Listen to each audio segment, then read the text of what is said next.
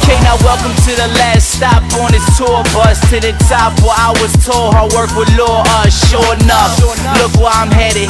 The opposite direction of the life that I dreaded.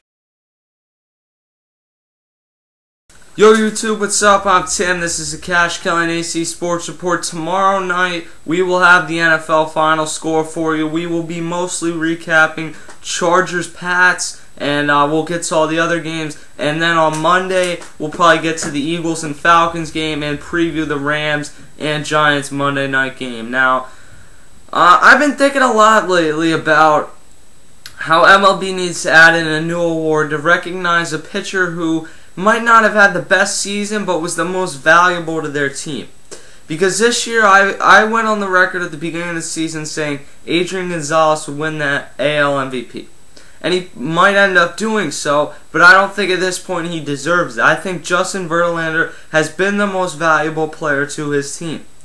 As well as last year, when I thought that CC Sabathia very well could have made a run at Josh Hamilton. I felt he was more valuable to his team than Robinson Cano was. But the reluctancy of the voters to recognize pitchers when in terms of the MVP award has shown that you're never going to get a pitcher as an MVP, because you might get a guy in a couple years that gets a few votes or has a nice season. But unless somebody wins like 30 games, which hasn't happened in about 50 years, you are never going to get a pitcher as the MVP. Unless, I mean, you talk about Eric Gagne in 03 had like 45 out of 45 saves or something, and the guy got the Cy Young, which is even a stretch when you talk about relievers. So, as Justin Verlander's had this season, and Mariano Rivera just got over his 600th save, I'm about to bring to you a completely new award for the MLB, and I'm going to call this award the most valuable pitcher. Now, I need new initials for it because obviously it comes out to MVP. So if you guys in the chat room can leave me, or not the chat room, I don't know why the hell I say things sometimes, in the comments section below, can no, that looks sexual. In the comments section below, not below the picture, below the video screen, if you can leave a name for what you would actually call this award, please help me out with that. Now, there's a few other cases I want to look at. Let's talk about last year with CC Sabathia compared to Felix Hernandez. I feel that with an ERA of 3.05 compared to Felix Hernandez's 2.27 ERA last year, which is unheard of, that Felix Hernandez deserved a Cy Young. I was never someone who complained about that. But I felt that CC Sabathia deserved an award for being as valuable to his team, because I think without him, the Yankees aren't in the playoffs. And this is the type of thing that teams need to, or leagues need to look at. You need to look at having an MVP and then having a Best Player award. Look at the NBA last year. A lot of people would say Derrick Rose is the MVP, but LeBron James was the best player. It depends how you look at it. I usually say the best player. Well, if you're the best player, then if you continue to uphold being the best player, then you're the MVP. Different people view that different ways.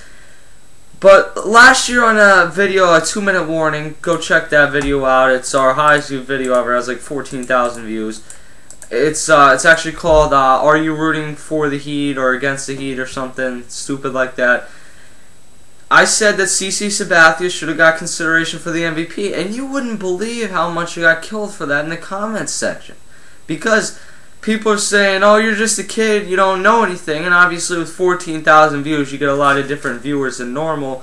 And I looked at that and I said, really? Because what CC Sabathia did this season was worth consideration at the very least. Oh, we already have, I remember one comment distinctly, we already have ESPN feeding us garbage, we don't need kids who are still in Pampers doing that. I'm just like, okay, I'm turning off the comments for this video. But my point back then was that CC Sabathia deserved the consideration for the MVP, and he never got it, and he could have that season 100 times and he would never get it, even in a weak MVP year. which last year was a medium year. The year Joe Mauer won it, or Dustin Pedroia won it, that was an extremely weak year. Look at the NL this year. You got 3 main Cy Young candidates. You got Clayton Kershaw, Roy Halladay, and Cliff Lee. I think Kershaw deserves the award and will probably win it. But then you got a guy out in Arizona, and Ian Kennedy, who's had a tremendous season, and he's been extremely valuable to what his team has done in becoming a playoff contender. I feel that he is probably the most valuable pitcher this year. Now, Clayton Kershaw can certainly make a case for that too. Roy Halladay and Cliff Lee cannot. But Clayton Kershaw and Ian Kennedy certainly can make a case because of what they have done for their team. Because if you remove them from their team, they do not win. And that's the bottom line.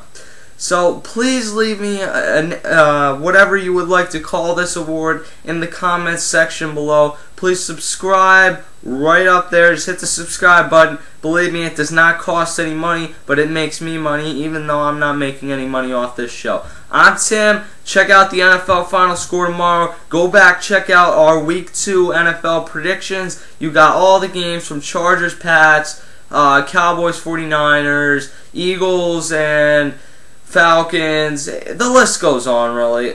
There's a ton of good games this week, and you're going to want to hear our predictions.